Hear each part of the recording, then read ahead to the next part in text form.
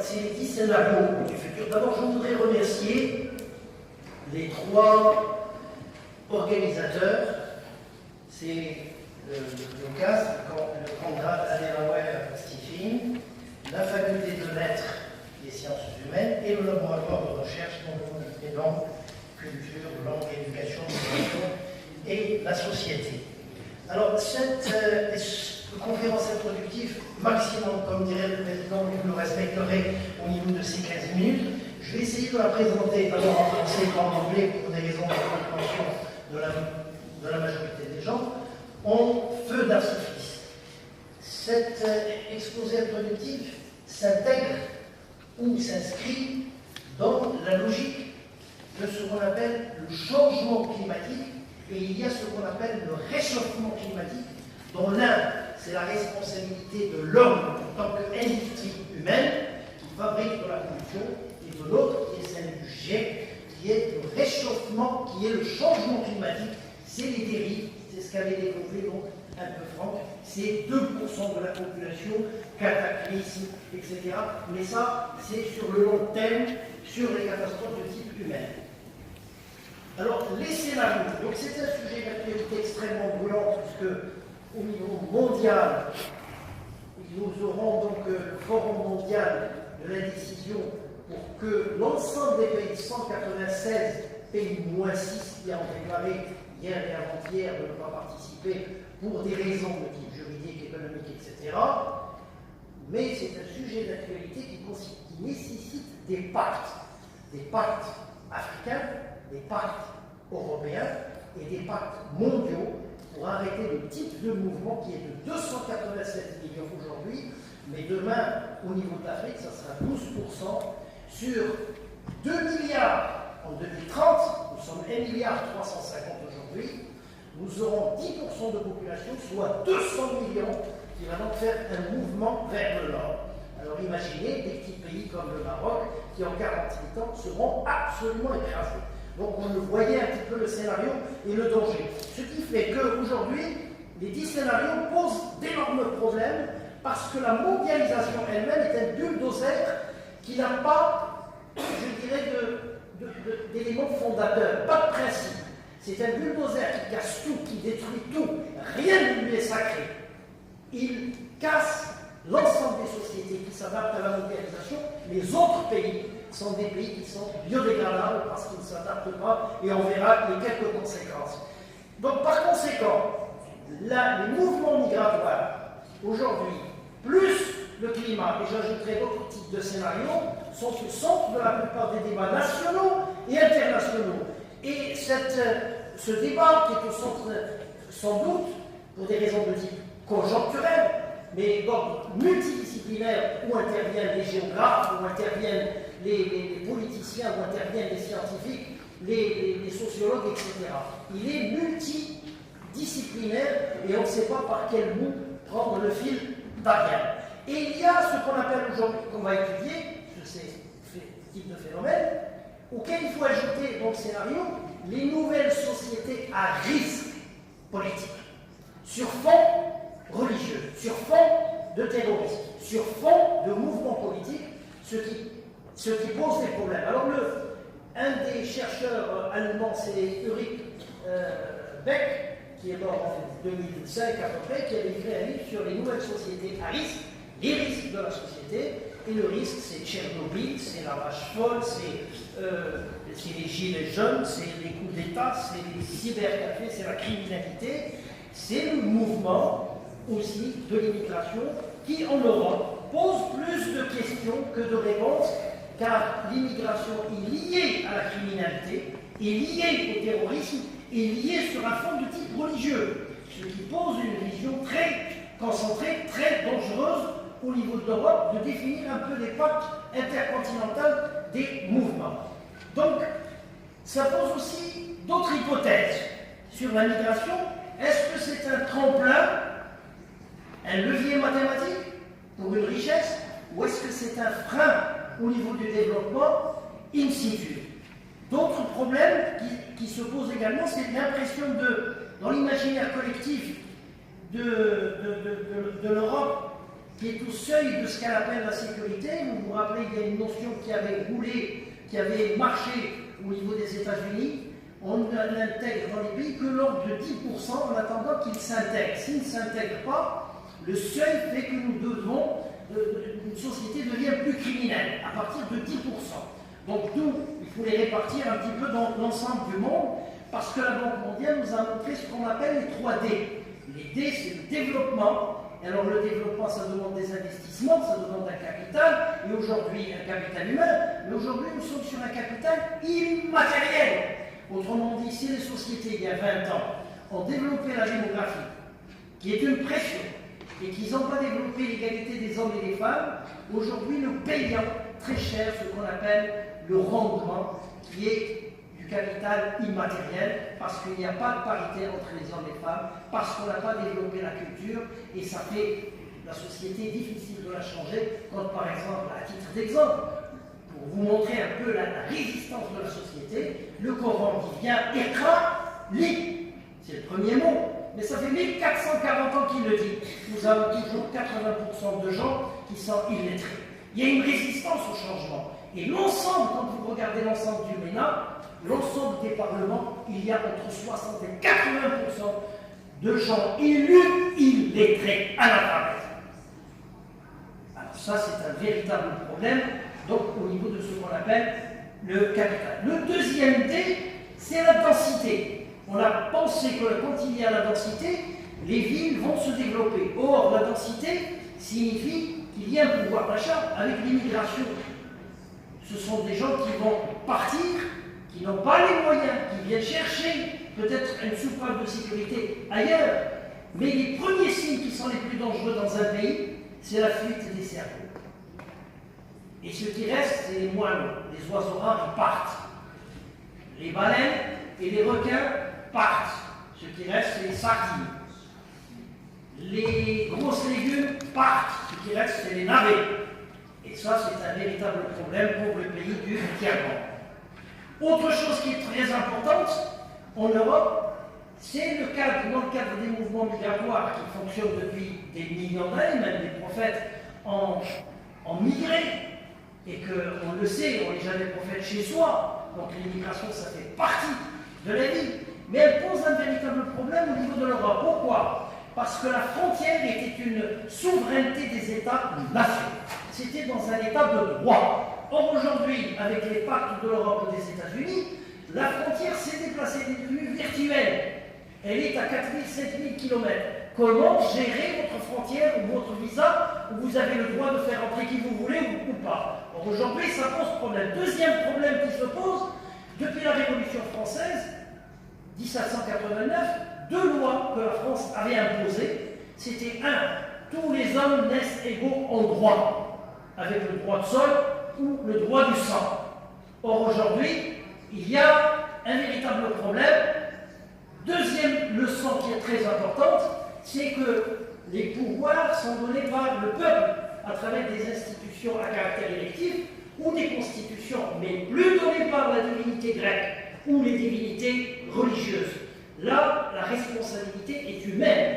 Et donc la France se retrouve dans la logique de porter, ou la France ou l'Europe, de porter secours à des personnes en situation de danger, mer, terre et air, ce qui leur pose donc cette espèce de contradiction. À la fois, on ne contrôle plus les frontières, et deuxième chose, il faut les porter, et il faut partager cette notion économique, ce que certains pays n'acceptent plus, parce qu'il y a la contradiction, ou un mouvement contradictoire qui est la contre-culture des mouvements d'extrême droite et d'extrême gauche qui ne souhaitent plus aujourd'hui d'avoir l'immigration nouvelle. Ce qui pose véritablement une problématique. Moralité de l'histoire, on est passé des états de droit à des états de passe-droit, des états de confiance vers des sociétés de méfiance, des sociétés de gouvernance avec sans éthique vers une société sans gouvernement, sans éthique politique, sans transparence économique, sans choix du casting des hommes politiques, des partis politiques qui sont responsables des candidats qu'ils élisent, plus de justice sociale et la régionalisation pose problème, et encore moins la recherche au niveau des universités. Ce qui fait qu'aujourd'hui, sauf qui peut, les premiers signes, c'est donc les oiseaux rares, c'est donc les cerveaux qui partent, ils sont suivis par des gens qui veulent changer complètement de territoire, et comme disait Napoléon, c'est avec la géographie que l'on fait l'histoire d'un pays. Autre chose qui est très importante également, c'est qu'on est passé dans une nouvelle société de crise. Alors il y a des crises économiques, des crises politiques, des crises d'endettement, des crises financières, des crises de confiance, des crises d'éducation, de santé, de pauvreté, bref, même au niveau théologique, on n'est plus d'accord. Alors il y a deux grandes théories que je développerai tout à l'heure, je n'ai pas le temps, c'est celle de Karl Popper qui considère que la société a un rythme biologique, elle est prédictive, on sait ce qui se passe tous les ans, tous les 10 ans, tous les 20 ans, c'est un cycle, et donc elle est prédictive, et donc on peut faire des statistiques. Une autre seconde théorie, celle des risques, je résume, qui est celle de risque, c'est que la société est considérée comme un nuage. C'est donc une météo. Vous savez que la météo, depuis qu'elle a existé, depuis 1815, depuis que la création de ce qu'on appelle le radar, pour les cumulonimbus, eh bien, aucune journée, ça fait 300 ans, aucune journée ne ressemble à l'autre. Ce qui veut dire que cette sociologue a dit à l'humanité, faites attention, toutes les décisions doivent être prises à court terme. Il n'y a plus de prédictivité, donc on est à court terme. C'est une théorie qui est très connue sur les nouvelles sociétés de type Paris. La crise aujourd'hui, si vous ne les essayez pas de la résoudre, surtout dans les pays du tiers-monde et dans le MENA, eh bien elle vous rattrape. Et cette crise, elle devient... 3 minutes, merci beaucoup. Et cette crise devient salutaire et salvatrice parce qu'elle-même, elle remue le cocotier de la société, elle fait tomber toutes les poires qui ne s'adaptent plus, et elle donne une chance à, d'abord, soit aux gens que le pays a formés mais qui partent, et la deuxième chose, elle donne la possibilité à une immigration, quel que soit le pays, on accepte de changer sa situation. Alors donc ce sont des sociétés qui sont sans vision aujourd'hui. Alors le fait de faire tomber ces sociétés, ce qu'on appelle sortie peu, donc au niveau de l'immigration, alors cette société à risque va inexorablement vers la démocratie de type pluraliste qui est une exigence, mais des sociétés de type laïque, pour éviter d'abord de vivre ensemble entre toutes les religions avec des actions collectives. Qu'est-ce que c'est les 10 scénarios? Je les cite, je n'ai pas le temps parce qu'il me dit qu'il ne reste que 2 minutes, il a mis 3, mais 2 minutes. 1. Le premier scénario, c'est la pression démographique. Nous serons en Afrique et dans le cadre du MENA plus de 2 milliards en 2030. Comment faut-il gérer ça? Nous n'avons pas les leaders qui puissent avoir une vision. Ils vivent sur le passé. 2. Il y a le changement de ce qu'on appelle de type climatique, avec 4 types de réfugiés. Le réfugié politique était connu, le réfugié climatique était connu, le réfugié de type économique était connu, celui de la guerre, on ne connaissait pas, et celui aujourd'hui des réfugiés de type climatique. Deuxième scénario, un stress hydrique. Il n'y aura plus d'eau. En Europe, c'est la fonte des glaces et donc la montée des eaux, donc certains pays vont disparaître comme le Pays-Bas à 40%, mais en Afrique, lorsqu'il n'y a pas de point d'eau, c'est les conflits, c'est les territoires, c'est les guerres, c'est les points d'eau pour les animaux, et donc c'est les états hydrauliques, et là ça pose des problèmes énormes de guerre entre les sociétés. Troisième type de scénario, c'est que quand il n'y a pas d'eau, nous tombons dans une notion de sécurité alimentaire. Qu'est-ce que nous allons manger? Et donc là, il va falloir préparer la société à manger autre chose que ce que nous mangeons aujourd'hui. Donc si vous avez les gens qui sont partis donc en Chine ou dans les pays asiatiques, ou même à Paris, là où je vis, il y a des nouvelles sociétés aujourd'hui, des entreprises et des restaurants où on commence à manger l'ensemble des insectes. 4. Le problème du chômage et de l'emploi. Nous n'avons pas de technologie. Et ça pose des problèmes. Ça pose d'énormes problèmes. Et je rappelle ici, et ça fait mal ce que je vais dire, ça fait 60 ans que le MENA et l'Afrique est indépendant. 63 ans, 65, 60 ans, peu importe. Nous sommes incapables aujourd'hui de gérer l'électricité, de gérer l'eau, de gérer les déchets, de gérer les trams, de gérer le transport. Qu'est-ce qu'il faut? Qu'est-ce qu'ils ont fait? C'est des contrats de 35 ans avec des sociétés qu'on appelle, qui ont fait l'investissement, le PPP, l'offset, la compensation de type industriel. Nous nous trouvons aujourd'hui, si demain la justice, l'école, les hôpitaux, la santé, eh bien, on mettra une gestion déléguée pour l'ensemble des pays pris en charge par les pays européens. Parce qu'on est incapable, l'ensemble des cerveaux sont partis. Le septième point, c'est une crise de santé. Comment résoudre les problèmes du diabète, par exemple, et des maladies qui sont d'ordre chronique. 8, c'est l'absence d'innovation et de technologie, fait que forcément les gens vont partir, on va devenir une gorge, un estomac, des consommateurs, mais plus des acteurs dans les pays du MENA et du tiers-monde. Et puis, 9, c'est l'absence de la démocratie pour tous, et la pluralité et la méritocratie pour chacun des citoyens qui permettrait donc de renouveler le sang comme en Europe. Vous avez des présidents qui restent 4 ans qui sont renouvelés, au maximum ils redoublent 8 ans, mais ils partent. Ici vous avez des présidents, c'est la gérontocratie. 10, et je termine, c'est la fin des économies à rente, de situations politiques, de situations économiques, de situations religieuses, parce que les religieux aussi sont payés par la société, ils ne payent pas d'impôts, ils sont à la charge de la société, ce n'est plus le prêtre qui va travailler et qui revient, ce qui pose problème. Ce qu'il nous faut, c'est une économie circulaire sans déchets, avec des sociétés de partage, et je terminerai, Monsieur le Président, juste en parlant d'une espèce de théorie que vous pourriez lire, d'un professeur qui est juste à côté de Compiègne à Paris, qui a écrit « L'abeille et l'économie ». Et qu'est-ce qu'il nous dit? L'abeille, elle produit son miel. 2, elle le consomme. 3, elle surveille son territoire et elle attaque lorsqu'il y a de la pollution. Et 4, elle partage son miel avec les autres. Et l'économie devrait être exactement la même chose. Cette conférence introductive risque de déconcerter les théoriciens qui ont une vision globale sur le mouvement migratoire et le réchauffement climatique, mais ils ne sont pas comme le GIEC dans la pratique pour prendre des décisions. Et vous avez des praticiens, des politiciens véreux qui sont depuis 40 ans, 50 ans, ne lisent pas, n'ont pas une vision globale et ne savent pas quoi faire. Et le problème devient non plus du marketing, comme le GIEC qui a vendu aux hommes politiques l'idée de vendre le changement climatique. Ce n'est plus du marketing. Ce qu'il nous faut ici dans le pays du tiers-monde, c'est du marketing. Je vous remercie.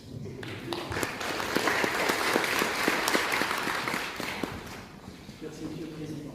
Moi, est-ce que vous pouvez éteindre cette lumière parce que c'est agressif. Merci, professeur Kutz. La parole est au professeur Fulvio Atina sur l'Union européenne et le mismanagement de la migration. Thank you, La parole, Mr. 15 President. minutes. Thank you for giving me the floor.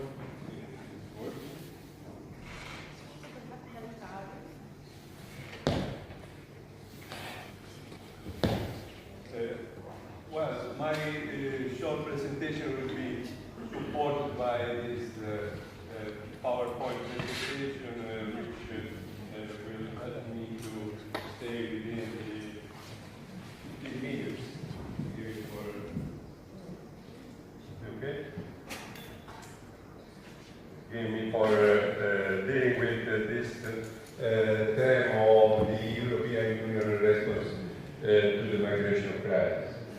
As I shortly mentioned the fact that this is not properly a migration crisis, but I say a migration wave. Let's say migration is always